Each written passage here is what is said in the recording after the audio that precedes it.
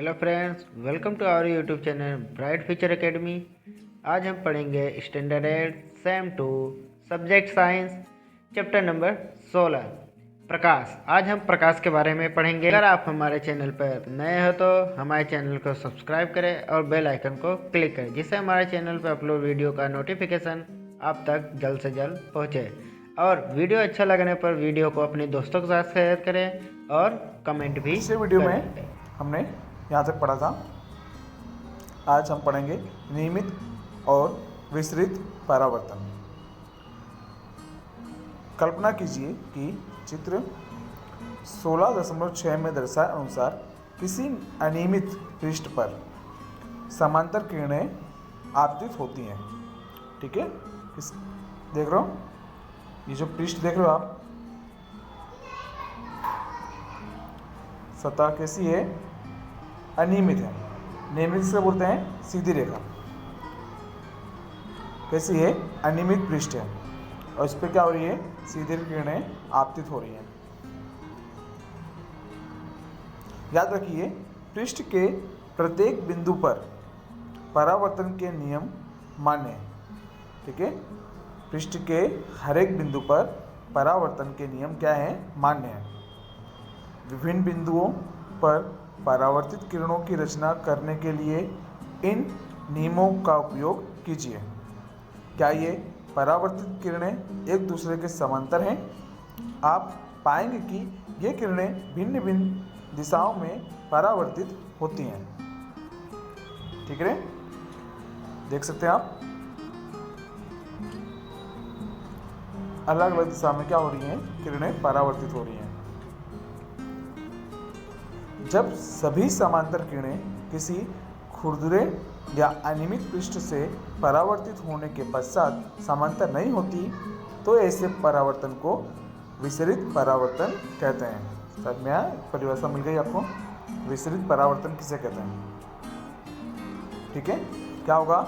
जब सभी समांतर किरणें किसी खुरदुरे या अनियमित पृष्ठ से परावर्तित होने के बाद समांतर नहीं होती, तो ऐसे परावर्तन को क्या कहेंगे? विसरित परावर्तन। याद रखिए कि विसरित परावर्तन में भी परावर्तन के नियमों का सफलतापूर्वक पालन होता है।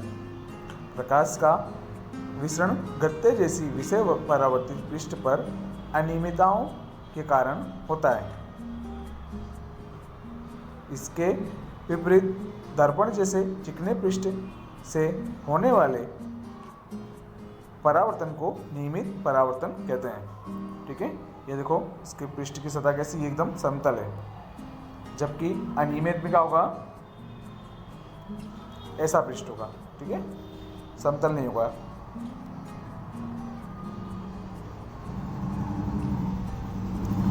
क्या हम सभी वस्तुओं को परावर्तित प्रकाश के कारण ही देखते हैं?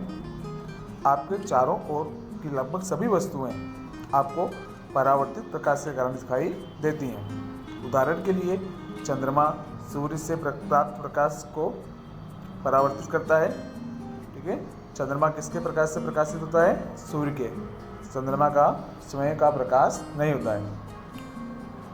ठीक है, जबकि तारे, दूसरे ग्रहों की बात करें, उनका स्वयं का प्रकाश होता है। चंद्रमा किसके? सूर्य के प्रकाश से प्रकाशित होता है।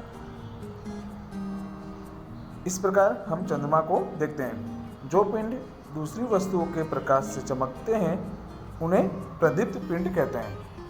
ठीक है, ये परिभाषा याद रखना। प्रदीप्त पिंड किसे कहते हैं? तो जो पिंड दूसरी वस्तुओं के प्रकाश से चमकते हैं उन्हें प्रदीप्त पिंड कहते हैं। चंद्रमा कैसा होगा? प्रदीप्त पिंड होगा, क्योंकि वो क्या होता है? दूसरों के प्रकाश से चमकता है, सूर्य के प्रकाश से चमकता है, इसलिए चंद्रमा क्या होगा? प्रदीप्त पिंड। आप कुछ ऐसे अन्य पिंडों के नाम बता सकते हैं। ठीक है, आपको कुछ और नाम नीचे दिए गए हैं। कुछ अन्य पिंड हैं जो स्वयं का प्रकाश उत्सर्जित करते हैं, जैसे सूर्य, मोमबत्ती की ज्वाला तथा विद्युत लैंप। इनका प्रकाश हमारे नेत्रों पर पड़ता है। इस प्रकार हम इन पिंडों को देखते हैं। जो पिंड स्वयं का प्रकाश उत्सर्जित करते हैं वे दीप्त पिंड कहलाते हैं। ठीक ठीक है। जो पिंड स्वयं का प्रकाश उत्सर्जित करते हैं वे कैसे क्या कहलाते हैं? दीप्त पिंड। प्रदीप्त पिंड किसे कहते हैं? जो दूसरों के प्रकाश से चमकते हैं। मेरे मन में एक प्रश्न है, यदि परावर्तन किरणें किसी अन्य दर्पण पर आपतित हों तो क्या वे फिर परावर्तित हो सकती हैं? आइए ज्ञात करें।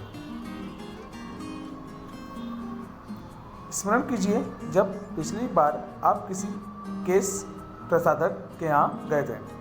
केश प्रसाधक मतलब नाऊ के यहाँ, ठीक है, बार्बर के यहाँ, जहाँ बाल कटाते हैं वहाँ पर। बाल कट चुकने के पश्चात उसने आपके पीछे की ओर एक दर्पण रखा था, ठीक है। जैसे देखो चित्र में दिया हुआ है, घेरा एक दर्पण पीछे की ओर, वो पीछे के बाल हमें दिखाने के लिए कि पीछे बाल सही से कट हुए या नहीं। इस दूसरे दर्पण की सहायता से आप सामने वाले दर्पण में यह देख सकते थे कि आपके बाल कैसे कटे हैं। क्या आप बता सकते हैं कि अपने सिर के पीछे के बालों को आप कैसे देख पाए थे? पहली को याद आया कि कक्षा 6 में विस्तारित क्रियाकलाप के रूप में उसने एक परिदर्शी बनाया था। परिदर्शी में दो समतल दर्पण उपयोग किए जाते हैं। परिदर्शी में दो समतल दर्पण उपयोग किए जाते हैं। क्या आप बता सकते हैं कि दो दर्पणों के परावर्तन द्वारा आप उन वस्तुओं को देखने योग्य कैसे बना पाते हैं जिन्हें आप सीधे नहीं देख पाते? ठीक है, जैसे कि इस उदाहरण में दिया गया है, यदि हमें अपने पीछे के बाल देखने हो, ठीक है, जैसे इस नाव ने इसको दिखाया है ना, तो पीछे के बाल अगर इसे डायरेक्ट देखना हो तो वो तो पॉसिबल नहीं है, ठीक है, नामुमकिन जैसा है। इसलिए क्या हुआ, इसने एक दर्पण को सर के पीछे रखा इनके, उस दर्पण पर परावर्तित किरणें सामने वाले दर्पण पर परावर्तित होकर उसे दिखाई देती हैं। पहले को याद आया कि यहाँ तक तो हो गया था। परिदर्शी में दो समतल दर्पण उपयोग किए जाते हैं। क्या आप बता सकते हैं कि दो दर्पण से परावर्तन द्वारा आप उन वस्तुओं को देखने योग्य कैसे बना पाते हैं जिन्हें आप सीधे नहीं देख पाते? ठीक है, अभी मैंने बताया आपको। परिदर्शियों का उपयोग पनडुब्बियों, टैंकों तथा बंकरों में छिपे सैनिकों द्वारा बाहर की वस्तुओं को देखने के लिए किया जाता है। ठीक है, तो परिदर्शी का उपयोग कहाँ होता है? तो पनडुब्बियों, टैंकों तथा बंकरों में छिपे सैनिकों द्वारा बाहर की वस्तुओं को देखने के लिए इनका उपयोग होता है। तो आज की वीडियो में बस इतना ही। अगले वीडियो में हम बहुप्रतिबिंब पढ़ेंगे। बहुप्रतिबिंब बहुत सारे प्रतिबिंब।